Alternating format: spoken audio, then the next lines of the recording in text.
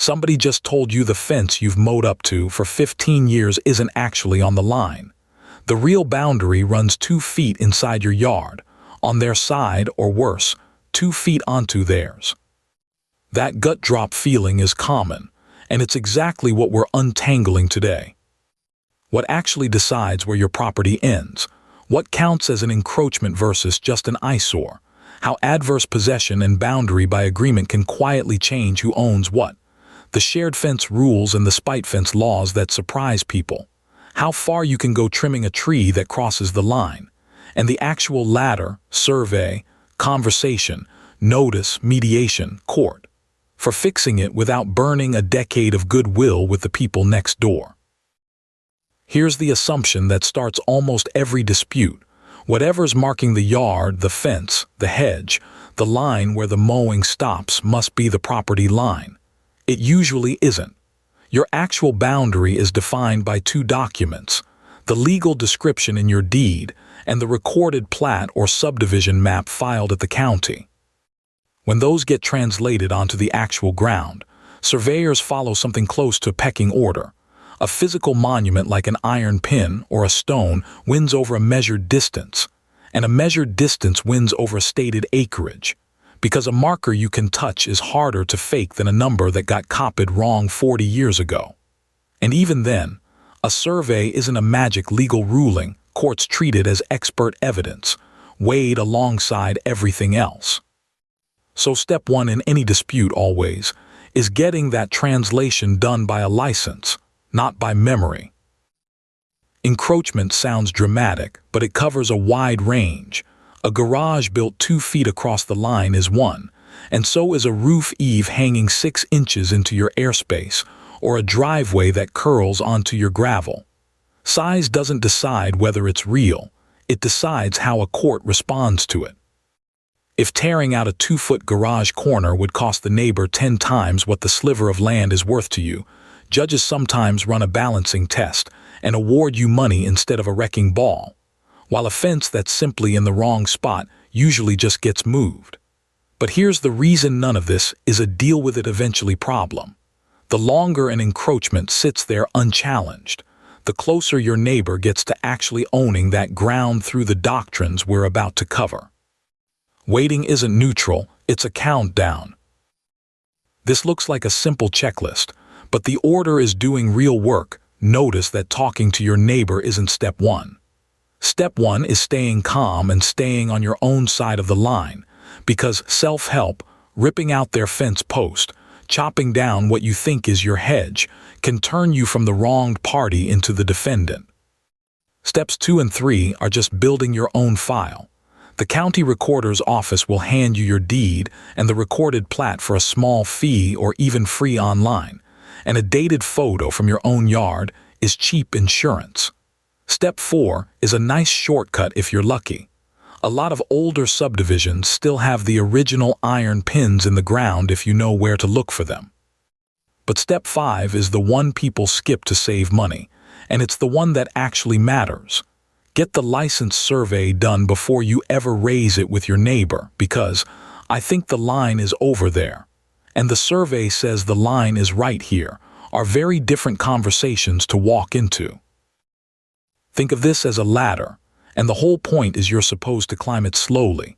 Most boundary fights that end up in a courtroom could have been settled 2 rungs earlier for a fraction of the cost. You already have the survey from the last slide, so step 2 is simply showing it to your neighbor and having the calm conversation, because plenty of people are genuinely unaware they've crossed a line and fix it fast once they see the paper. If that doesn't land, a written notice, ideally on a real estate attorney's letterhead, signals you're serious without committing you to a lawsuit. A surprising number of encroachments get resolved the moment that letter arrives. Mediation is the next rung, a private, faster, and far cheaper alternative to court. And if none of that works, you're looking at a quiet title action, where a judge formally declares who owns what and settles the line for good, or an ejectment action, which is the tool for physically removing someone or their structure. Courts genuinely prefer you'd work the earlier rungs first, and it can show in how the case gets decided. This is the doctrine that makes "I'll deal with it later" actually dangerous. So let's translate the legal words into plain English, then look at two real states to see how differently it can play out. Actual means they're really using the land, mowing it, fencing it, parking on it, not just claiming it on paper. Open and notorious means it's obvious enough that you, the true owner, reasonably should have noticed. Exclusive means they're not sharing it with you. Hostile is the one people misread. It doesn't mean angry, it just means without your permission. Say sure, go ahead, even once, and the clock resets to 0 because it stops being adverse. And continuous means unbroken for the entire statutory period. Now here's where states diverge hard. California sets that period at 5 years, which sounds short and scary, but tacks on a brutal catch. The claimant must have also paid the property taxes on that land for the full 5 years, verified through the county's own tax records. That single requirement kills the vast majority of would-be claims in California, because almost nobody trespassing on a neighbor's yard also intercepts and pays their tax bill. Texas runs the opposite way, 10 years of peaceable, adverse use, full stop, no tax trapdoor. So Texas fights tend to hinge purely on how the land was actually used for that decade. Neither of those is your state's rule. Some run shorter, some run past 20 years, so look up your own statute before you either panic or relax. Adverse possession takes the deed. A prescriptive easement just takes a permanent right to use a slice of it. Say, your neighbor's been driving across the corner of your lot to reach their garage for a decade because it's the only practical route.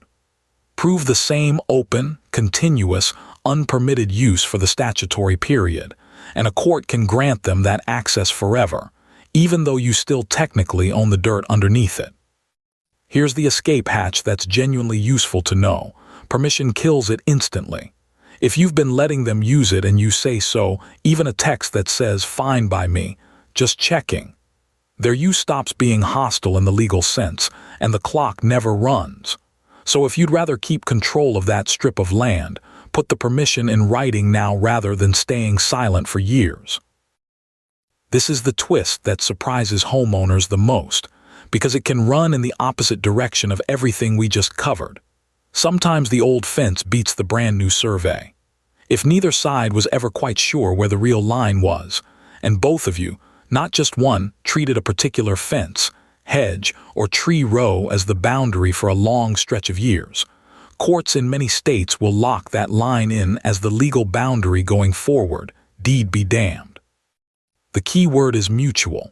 If only you thought that was the line and your neighbor never actually agreed to it, this doctrine doesn't apply, and it's really just a straightforward encroachment case instead. So before you assume a fresh survey automatically wins the argument, ask the honest question: has everyone quietly treated a different line as the line for a decade or two? Because that history can matter as much as the paper. Run your situation down this table honestly, because it's basically a preview of how a lawyer would size up your case in the first 5 minutes. The left column is all about fresh, documented, objected to problems, a survey in hand, a recent discovery, a clock that hasn't run out. The right column is the opposite, old, quiet, and mutual. Notice the pattern. It's not really about who's right on the merits, it's about time and silence. A garage 2 feet over the line that you found last month with a brand new survey is a strong case. That exact same garage, if it's been sitting there for 25 years while everyone mowed around it and nobody said a word, might have already tipped into their land now territory in some states. That's uncomfortable, but it's the honest read, and it's exactly why the earlier flowchart said act fast, not eventually. Fences cause almost as many fights as the boundary line itself, so it's worth knowing the shape of the rules even outside California. California's default is that adjoining owners split a shared fence's cost equally, and if one of you wants to build or replace it, you're supposed to give the other 30 days written notice explaining the problem, the plan, and the price before the bill shows up. And then there's the pettier scenario the law actually anticipated. A fence over 10 feet tall, built for no real purpose except to annoy the people next door. Courts call that a spite fence, and it's treated as a legal nuisance you can sue to tear down. That's the California version specifically. Plenty of other states have their own good neighbor fence statutes with different cost-splitting defaults and different notice periods, so treat this as the shape of the rule, not your state's exact number. This is the one everybody thinks they already know, and the details trip people up anyway. Yes, in nearly every state you're allowed to trim branches and roots the second they cross the vertical plane onto your side. No permission needed. That part really is self-help. But two limits get people in real trouble. First, you have to do the cutting from your own property. Stepping over the line with a ladder or a saw to reach further in is trespassing, even if you're trimming something that's genuinely encroaching. Second, you can trim, but you can't destroy, hack the tree back so hard it dies, or so badly it loses its shape and value. And a lot of states have timber trespass statutes that let the owner sue you for double or even triple the tree's value. And one more wrinkle. If the tree actually grows on the boundary line itself, it's usually considered jointly owned by both of you, and neither one gets to remove it alone. So trim what crosses over, stay on your side, and don't turn a nuisance branch into a 5-figure lawsuit. Two different professionals, two different jobs, and getting the order backwards wastes money. A surveyor is a scientist, not an advocate. Bring one in first always, the moment something looks off, because their plat is the objective fact everyone else in this process builds on. An attorney is your advocate, and that's who you bring in once the facts are established but the fight isn't resolving itself. Your neighbor won't even look at the survey. There's an actual structure like a garage or a shed involved instead of just a fence. Or you're watching a statutory deadline get close and don't want to lose your window. And there's a short list of situations where you skip straight to a lawyer, full stop. Anything that smells like a real adverse possession claim against you, a spite fence situation heading toward a nuisance suit, or the moment anyone mentions filing in court. A 1-hour consultation is cheap compared to losing a strip of your own yard because you waited. So here's what to actually carry out the door. First, retrain your instinct. The real boundary is whatever your deed and the recorded plats say it is, not whatever's been sitting there since before you moved in. Second, take the clock seriously. Adverse possession, prescriptive easements, and boundary by agreement are all different ways that silence and time can quietly redraw your property line, which is exactly why "I'll deal with it eventually" is the most expensive sentence in this whole topic.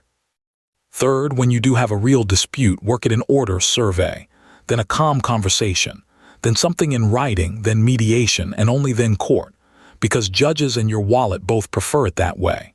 And last, everything you heard today, the 5 years, the 10 years, the spite fence height, the notice periods, are examples from specific states, not a nationwide rule. So the one homework assignment that actually matters is looking up your own state's version before you act. This video is general education, not legal advice, and the law around property lines, encroachment, adverse possession, and fences, how long a neighbor's use has to run, what a survey can and can't settle, and how a spite fence gets defined varies significantly by your state. It was researched and produced with AI assistance, including script research, voice, and on-screen graphics, and reviewed by a human against the cited sources before publishing.